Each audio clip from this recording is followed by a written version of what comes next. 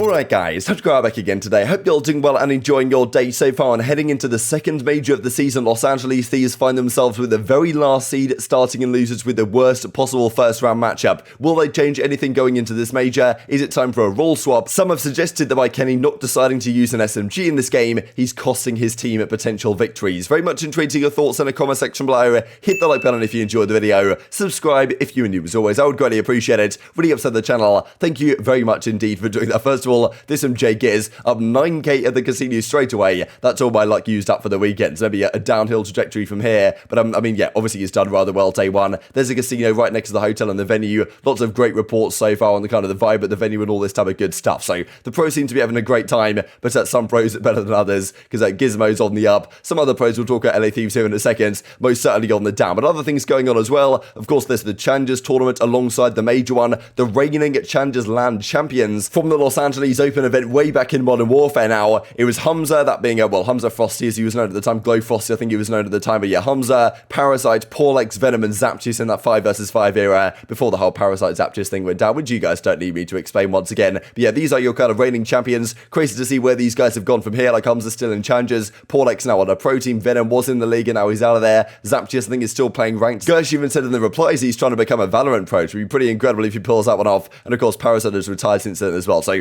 crazy how things progress. Doug says, truly couldn't be happier to compete on my first LAN since World War II champs with the team he's bringing in. Mixture of veterans and young talent. Really love this squad, man. Some, well, exciting stuff. Doug's here this weekend. Speaking of Doug, though, he's talked a lot the last few months about the rampant cheaters in the amateur side of Call of Duty. Another incredible story comes out alongside these lines last night. Like, this was just absurd, to be perfectly honest. This guy is competing in college cards, like a top 25 college card team in North America, and well, he's basically, people said he was hacking. So he's like, okay, look, I'm not hacking, guys. Like, there's no way anything dodgy is going on. I'll put the monitor cam up, right? Show you my monitor. Like, there's nothing on the screen, all this type of stuff. Like, just have a look at this guy. So basically at the bottom of your screen, here we are on a Berlin search and destroy. I'm guessing he's playing a search, and you can very clearly see in certain images, like, for example, this, like, it's just a yellow outline outside this guy. If you keep playing the clip, you'll see through the wall multiple times these yellow outlines. Like, here's another one just moving around. There's another one on the floor here. Like, I mean, that one was probably the most blatant, right? These two yellow things coming through the wall, like, just outlining the players. The funniest thing about this is that he knows exactly where they are. He's got the wall hacks on in full force, and he still gets absolutely bodied. He comes around this corner. He tries to get this final kill. I think it's here in a second. Like, okay, maybe he gets this first kill because he can just see the guy coming. Backed up to this corner. Here come the two yellow squares. This guy jumps down and absolutely guns him. So yeah,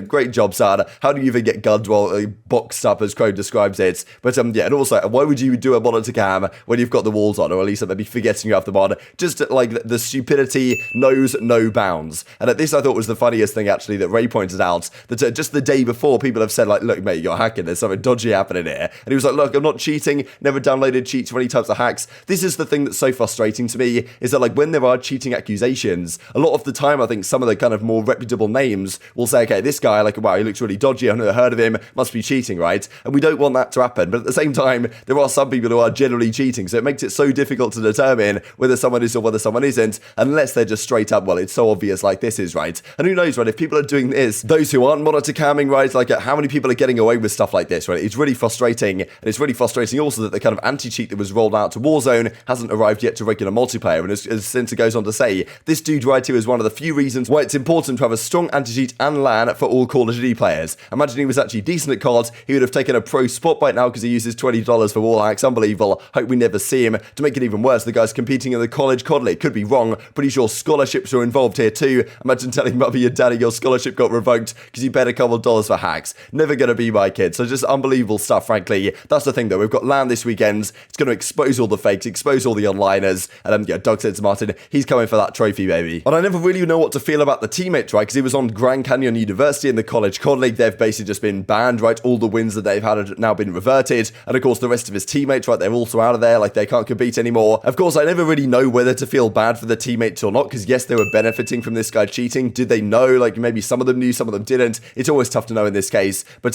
yeah, I guess justice was served with just another incredible story from the COD community, to be perfectly honest. As Slasher says, I'll never understand why anyone would ever cheat in competition. But one team that might need to employ some cheats is the Los Angeles Thieves this weekend. They're starting in the losers bracket. They will play the loser of New York Subliners or Atlanta FaZe. And as Octane says, LA Thieves are down $900 in about 15 minutes in the casino. Apparently Octane's still back up nicely here, but maybe the luck hasn't really turned quite for the Los Angeles Thieves guys, as as it did for Gizmo, and as Envoy says, well, I'm back at the ATM after just 5 minutes, right? So this guy's, he's obviously having a tough time so far at the casino, but getting ready to go for the weekend, no doubt. But lots of talk really lately about what LA Thieves need to do. Do they need to make a roster change? It seems like that's not going to happen before the major, but there was a lot of talk recently about the Minnesota Rokkr, right? The fact that Attach kind of went to that flex role, Priestahh's gone into the SMG, like they've switched things around how they're doing it over there, and maybe it's time to do something similar here on the LA Thieves. For my money, I think the most sensible pick is probably to get rid of Octane, put Kenny to the Manio, and bring in another SMG with Drazah going to the flex, but there is also the consideration, do you put Kenny on the SMG? This guy was absolutely dominant with the PPSH back in World War II, a very similar weapon, at least in theory, to the MP40 that is so far in this game. And Abel and X seem to believe that Kenny should be running the SMG, that's where he can be more impactful, and by deciding not to do that, he's not maximizing the potential within himself and within this team, and he needs to if he wants this team to win. And if Kenny is as adamant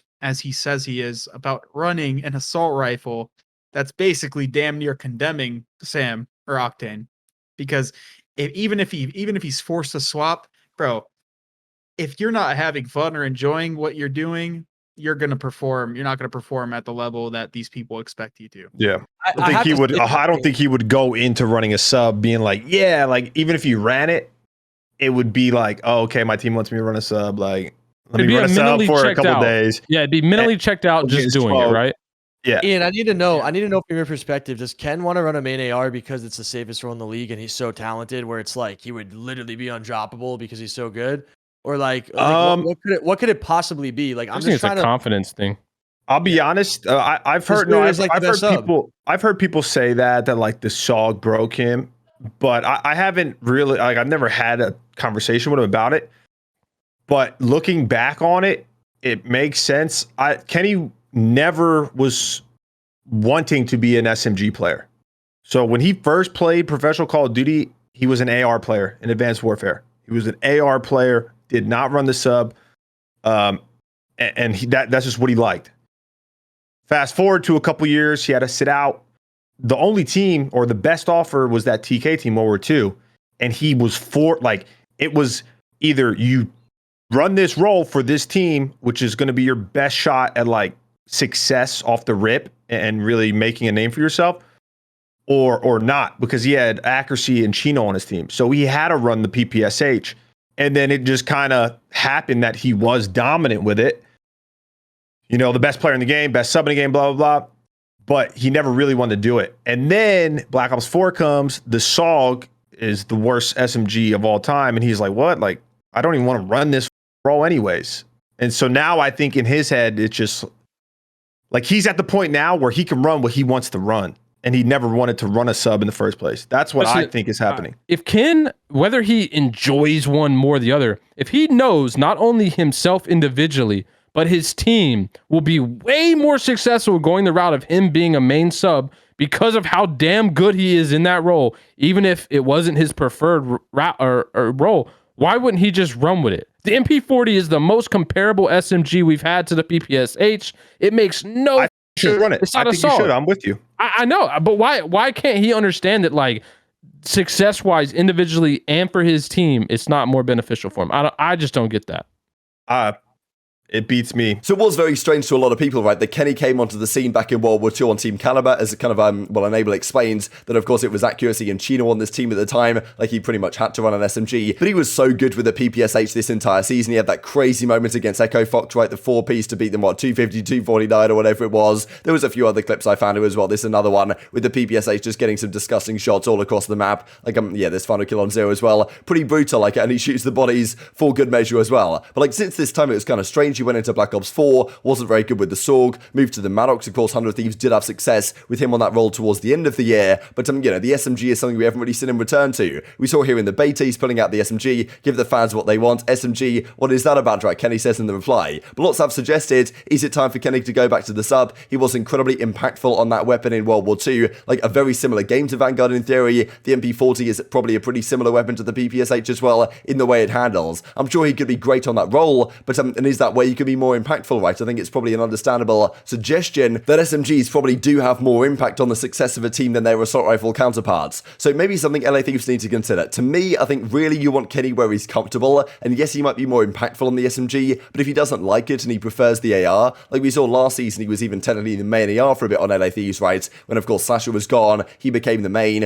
Drazah was kind of that flex role, and then they switched to what they were doing at the time. So it's difficult to say, like, really you want your whole team to be comfortable, but there is a question whether this weekend going in, you think, okay, maybe something's got to give. Do we want to change something around? Just because the way the team dynamic was working, like, it's really tough for LA Thieves right now to have too much confidence in themselves and their team. If you do change something up and flip a switch or whatever and just say, okay, Kenny on the sub, like Drazah on the flex, alongside Envoy, and just give it a go, then maybe like all of a sudden it clicks and something works, right? Because right now, if they keep doing what they've been doing the last few weeks, the 0-5 matchups that they've had, like, surely there's no way they make any sort of run. It's just they're waiting to make a change at this point. So maybe it's worth giving something a go. Like, those guys seem to believe that if he doesn't do it, then it's taken away from his potential. At the same time, I think he can be disgusting with an AR as well and very impactful on that role because he does have a very aggressive style with it, which I think honestly could work fantastically well on a main assault rifle type role in this game that some ARs have actually done to great effect. So to me, I think you want to put him on a main AR. I think you want to make him comfortable. There's obviously a reason he doesn't want to or doesn't use an SMG full stop. But if Jacob says, look, it's worth a go, and he says, look, team, you're actually doing it, Kenny, you're on the sub this weekend, then who knows, right? But it might put Kenny in a bit of a bad frame of mind anyway before the weekend even begins if he doesn't want to do it. So definitely a kind of a give or take situation there. But like, it's tough to imagine if they don't change anything, them making a fantastic run in this tourney because they have the harder side of the bracket. They play the loser of New York or FaZe. If they win that, they play either Texas, Seattle, or Rokkr. Not going to be an easy matchup. And then every single round it gets harder from there. But last time they came top 6. Even if Thieves get top 6 again, like top 6 here, given the bracket and given the fact that they start in losers, would be a good result. But if they come top 6, 2 tourneys in a row for a team that wants to be competing for championships, something just has to change within that team. Right? There's no way that you keep going at that point, surely. Couple of things to finish out the video here with. This also just to mention, because Chrome points out in June 2021